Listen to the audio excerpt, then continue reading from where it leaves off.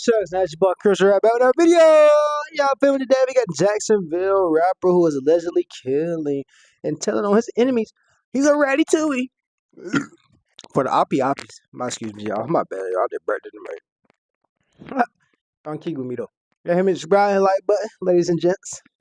Y'all feel me? 3, 2, 1. Without March 17th, 2020, 20-year-old Alright. Daquan Saxton was shot and killed.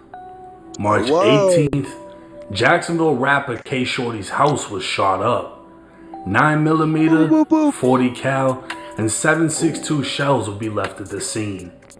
March 19th, Kshordy's girlfriend was dropping him off when a car pulled in front. 2 shooters got out opening fire, killing her and almost killing him. Fast forward to 2025, Kshordy has already been sentenced to 12 years in prison for a rifle, is facing a murder charge, and now his own paperwork. What's up everybody, it's 1090 Jake. I'm rocking with y'all and y'all rocking with me, and for this video, we're going to be speaking on Jacksonville rapper Kshordy allegedly sliding on Opps, telling on Opps, and then sliding again. When it comes to drill, Jacksonville has made a name for itself, but the reputation has slowly faded as the many faces of drill have fallen victim to the streets or to the law. 23-year-old Therese Powell, who's more commonly known as the rapper Kshordy, has unfortunately fell victim to both. A documented member of 6 Block, the 6 would be made famous by its most famous rapper, Julio Fulio. The 6 was a set of apartments named Hilltop Village, located on Jacksonville's north side with a long history of poverty and violence.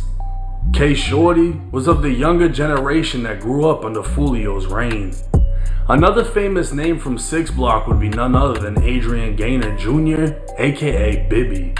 Mentioned and dissed numerous times throughout the years, Bibby was only 16 when he was gunned down inside Hilltop. Kshordy would describe their relationship like brothers, with Bibby even living in his own home for a period of time.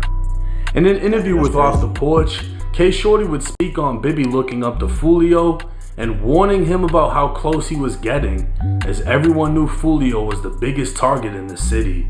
When he got killed, it wasn't for him. And that's just me being real. Before he died, a week before he died, I called him on the jail phone, and I say, I see you out there. If you turn, I see you with Fulio, you doing. I'm like, but don't get caught up in that, bro. I was like, you know how bad they want him. They'll get to anybody just to hurt him. You know, I'm telling him this, and he's like, yeah, I know, bro. I be chilling. I don't be on that too much. I just go to the shows and I hang, bro. I don't be on that internet like that. But you done got in trailers. They know who you is now. You feel me? Like, even if you ain't dissing, you around them, so you're a part of it. And that's how he end up. I don't understand how folks don't. Bro, if you hang out with him, bro, you're just as guilty as him, bro. Nah, it ain't no you hang out with him and you get passes. Nah, bro. You can hang out with him and he's an op. You're an op. End of the day, you got what I do. You feel me? But folks don't get that through their head. What happened to him? And it hurt me so bad because I knew, like, he ain't deserve that. Bibby's death would be one of many that would affect Kshordy, but one specific murder is believed to have changed him for the worst. 17-year-old Nandi Weich was living a high school dream. A cheerleader, good grades, and the hopes of attending Florida A&M University. Nandi would even be interviewed by the local news in Jacksonville during the holidays, wishing for a car for Christmas, and her wish would come true. And your wish? I want a car. On Christmas Day, Nandi woke up to a brand new red Toyota. Life was seemingly on the rise until 3 months later, when it all fell apart. March 19th, 2020, Nandi had just went on a date with her then boyfriend, Kshordy. She drove to Portsmouth Ave and was dropping him off when another vehicle pulled up and 2 men exited. Gunfire erupted as bullets repeatedly pierced the windshield and unfortunately her body. When police arrived at the scene, they'd find Kshordy shot inside the car, alive, but Nandi would be pronounced dead at the scene.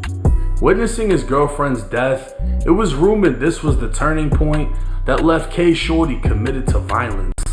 After all, he was clearly the target in the shooting, and investigators would later learn why. 10 months after the shooting, police announced the arrest of 21-year-old Roland Ball and 16-year-old Xavier Porter.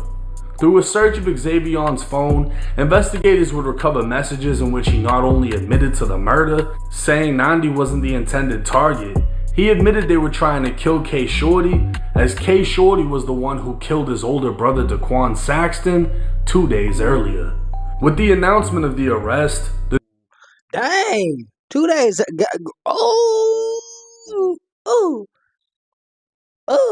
allegedly though. Allegedly. the news would report police stated a gray vehicle was seen pulling up in front of Nandi's before 2 men got out and opened fire with an AK-47. The news would also report multiple people identified Roland Ball as a suspect in the case, and one of them, described as an eyewitness, told police they saw Ball get out of a vehicle armed with an automatic rifle and fire into Nandi's vehicle before taking off. We now know that eyewitness was none other than Kshordy. Roland's lawyer would file a motion to suppress in and out of court identification, and within that motion, they are attempting to throw out Kshordy, identifying Roland as one of the shooters. On April 8, 2022, Kshordy participated in a deposition and an attempt to take back the statements he told to police after the shooting. Come to find out, Kshordy not only identified Roland as the shooter, he identified him by photo and signed the photo to confirm. Roland's co-defendant Xavier would also file a motion that the state would strike. The state would claim Kshordy's deposition my bad, y'all, but he was supposed to go snitch anyway. Snitch it straight on the Opps. Go get him. So you got the cops, even though the cops not looking at him no more, they all on you. And he's still gonna slide out here too while the cop looking for y'all. Contradicts his sworn statement to police, where he identified Roland as the one that shot him. The state maintains Kshordy's original answer in his sworn statement is true. Now what happened is, after the shooting, speaking with police, Kshordy was told by a detective if he ever cared about his girlfriend, he would speak. And he did. Kshordy named Roland as the one who shot him, ID'd the picture, and signed it. But 2 years later, during a deposition, Kshordy would attempt to take it all back, saying he was manipulated into saying Roland was the shooter. He'd say he only named Roland because it was a rumor he was the one that did it, and that he doesn't actually know. He'd even say after the shooting he was in a deep depression and had no real motive to believe Roland did it. When asked again if he'd be able to identify anyone in the car who shot at him, he said no. So Kshordy attempted to take back everything he originally said. Roland was fighting to get Kshordy's statements thrown out, while the state was fighting to say the statements were true and Kshordy was now lying. The case would take another turn when investigators unraveled the motive behind the shooting. With Roland Ball identified, a witness would tell investigators Roland admitted to the shooting and named Xavier as being with him. Within Xavier's cell phone, investigators would recover text Xavier sent saying, "Look though gang, I got one under my belt. Teresa's girlfriend, me and my brothers did that, cause Teresa killed my big brother. Nandi, yeah, she wasn't supposed to die. That was for Teresa. He killed my big brother." Investigators would now believe it was Kshordy who shot and killed Daquan Saxton. The next day, Kshordy's house was shot up, and the day after, they tracked Kshordy, who was in his girlfriend's car. In an attempt to kill him, they murdered his girlfriend, and Kshordy would provide a sworn statement identifying Roland, and instead of getting out of the streets, Kshordy dove right back in. Kshordy currently sits inside of the Duval County Jail, charged with first-degree murder and 2 attempted murders for opening fire on a vehicle and shooting a man in the head. 2 others were inside of the car at that time, including rival rapper Spinner Benz. So on top of being sentenced to 12 years for a firearm, Kshordy may spend the rest of his life in prison. On January 27th, Roland Ball was found guilty of first-degree murder for killing Nandi, attempting to murder Kshordy, and 4 other attempted murders from a separate shooting. His sentencing can be expected soon. No matter how much the truth hurts, it is what it is. Kshordy has lived a harsh life consumed by death and violence, losing friends and even watching his girlfriend die. He's allegedly taken life, and now the state of Florida is attempting to take his by sentencing him to life in prison. But like I said, the truth hurts, and according to the paperwork, Kshordy was not only sliding, but telling on his enemies and sliding again. Now everybody in Jacksonville is going crazy about this situation. A lot of people already felt like Kshordy ratted in the past. Now the proof is finally out. And then you got a lot of other people that are upset that his day homie getting exposed. I had a lot of people hitting me up saying, how come you ain't exposed J-Dot? He exposed himself. When that paperwork dropped, he admitted that it was him and that he was a juvenile and that he wasn't in the streets at the time. There's nothing else I can fucking add on to that. He said he told. What the fuck you want me to do? So for everybody in my DM about J-Dot, like John Wall, go talk to him about that. Don't DM me about it because your homie told. At the end of the day, Kshordy did what he did.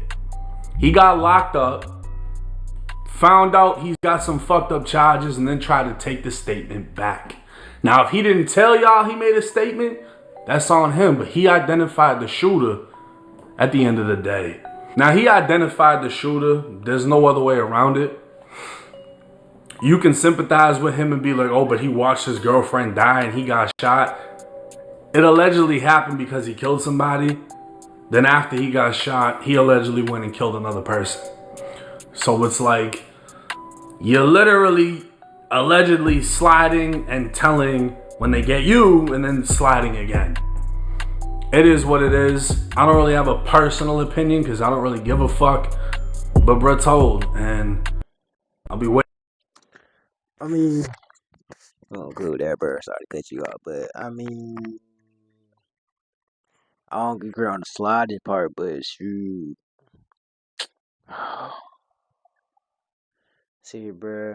But it's like I don't know what to say because it's like, bro. At the end of the day, bro, you can't be mad that you got slid it on because you slid on someone else. Like you can't be mad. That's the game you play.